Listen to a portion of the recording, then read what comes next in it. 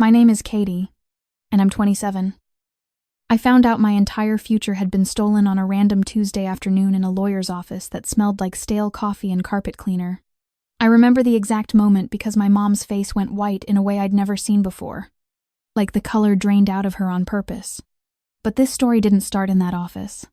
It started the day my sister was born, and my parents quietly decided she was the one worth investing in. My sister, Lauren, was the golden child, the honor student, the debate champion, the kid who announced at 9 years old that she was going to be a doctor. And my parents looked at her like she'd cured cancer on the spot. I was good at things too.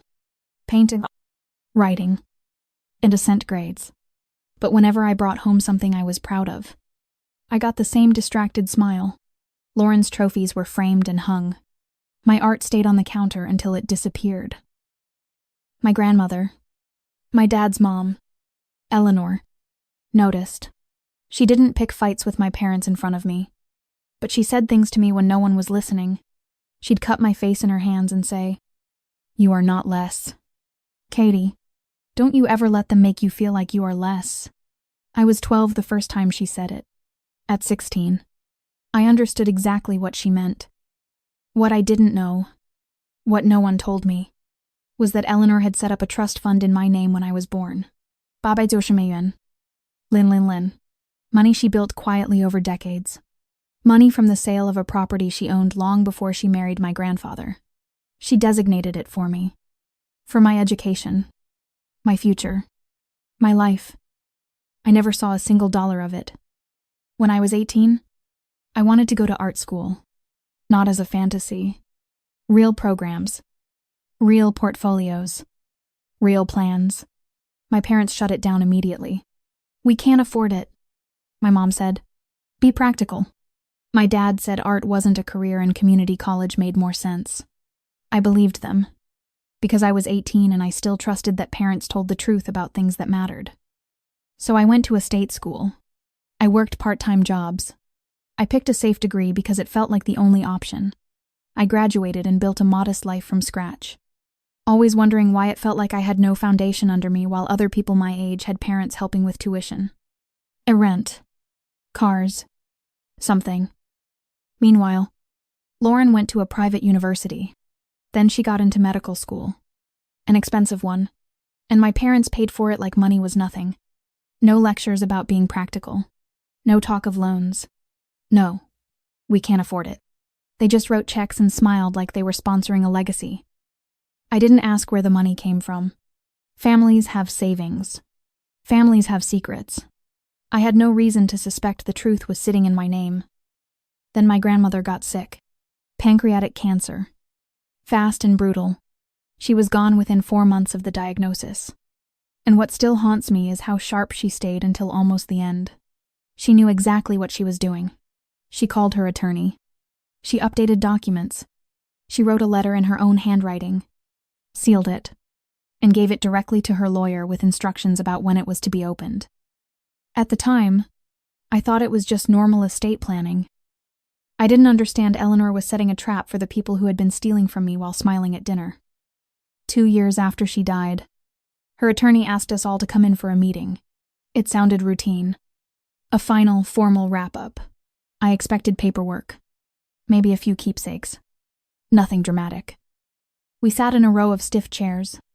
Me, my parents, and Lauren, who flew in from her residency looking tired and irritated, like this was beneath her schedule. My dad brought his own attorney, which I thought was odd. I told myself he was just being cautious. Now I know he brought that lawyer because he'd been living with the fear of that day for years. Eleanor's attorney, a quiet man named Mr. Hartwell, started with the basics. The house. A small investment account. Personal belongings. My mom leaned forward slightly, hands folded too tightly in her lap, already calculating. My dad sat stiff, jaw clenched. Then Mr. Hartwell paused and said, "There is an additional matter." The room changed.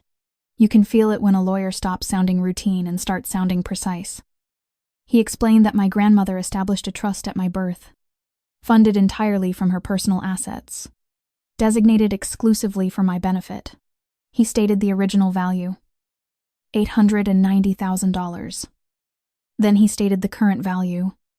My mother made a sound that wasn't quite a scream, more like a gasp that tried to become one.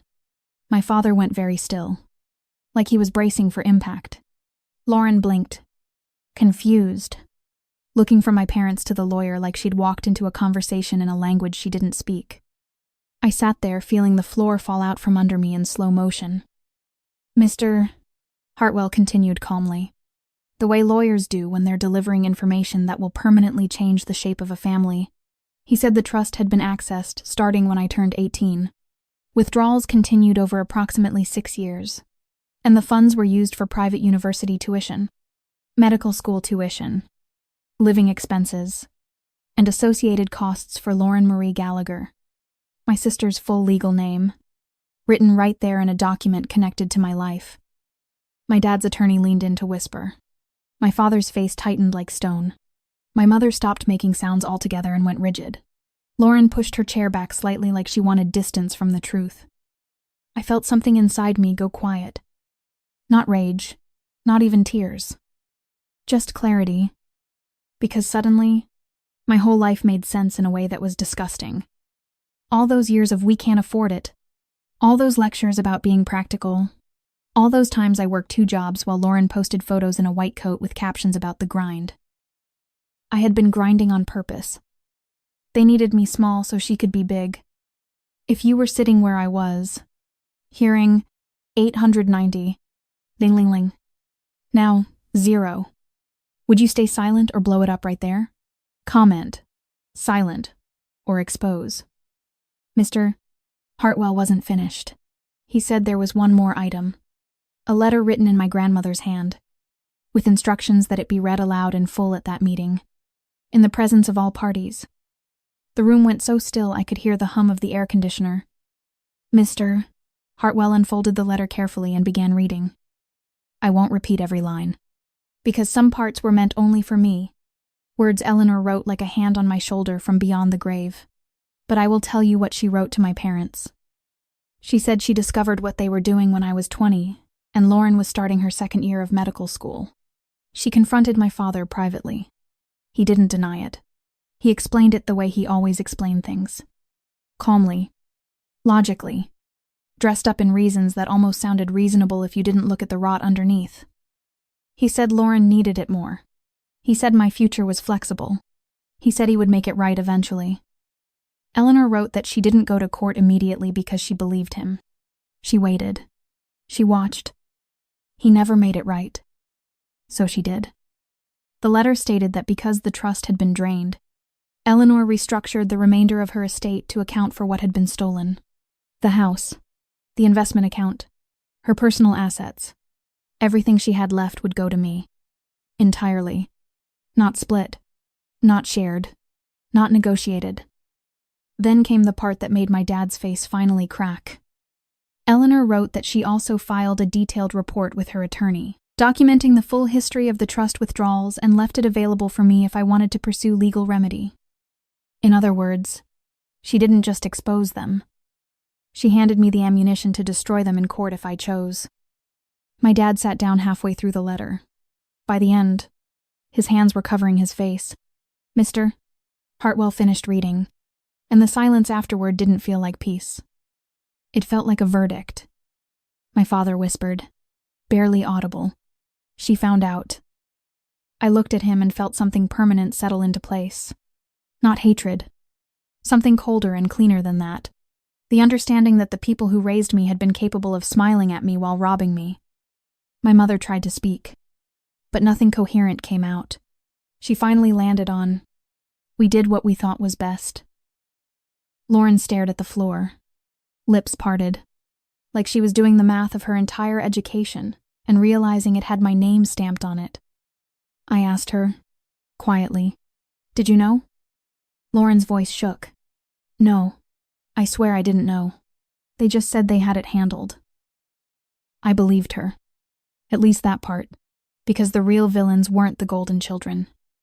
It's the parents who build them by sacrificing someone else. I didn't yell in that office.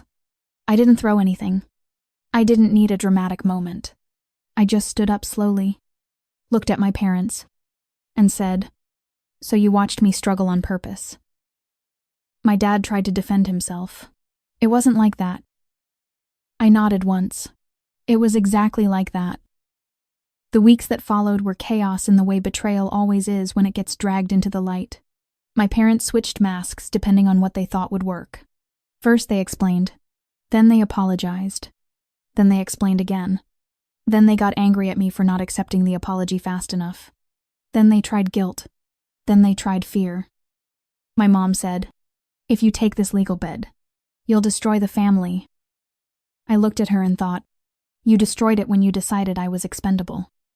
I hired my own attorney. I reviewed Eleanor's report. It had dates, amounts, account trails, its signatures, clean, meticulous, brutal. Eleanor didn't just love me. She protected me like she knew I'd need proof, not comfort. When the house transferred, I walked through it alone for the first time. I touched the doorway where Eleanor used to lean and watch me paint at the kitchen table. I sat in her chair and let myself cry once, quietly, because grief and gratitude can exist in the same breath. I didn't feel rich. I felt seen. Lauren reached out a few times. She said she was sorry. She offered to help repay. She sounded genuinely shaken, like her identity was cracking because she realized her achievement had been financed by theft. I didn't hate her. I didn't even blame her the way my parents wanted me to, because blaming her would let them off the hook. And I wasn't giving them that. My dad kept trying to negotiate like this was a business deal. "What if we pay you back slowly?" he asked. "As if you can repay time. As if you can repay the years I spent believing I didn't deserve more." I told him the truth. You can't pay back the life you stole. Now, when I think about my grandmother's hands holding my face, I finally understand something that makes my chest ache in a good way. Eleanor knew, even when I didn't. She saw who my parents were becoming and she prepared for it. She built a safety net. And when they cut it out from under me, she built another one out of what she had left, because she refused to let the story end with me being erased. This isn't a neat story where everything feels fixed. Trust doesn't come back like a refund. Family doesn't go back to normal once the truth is spoken.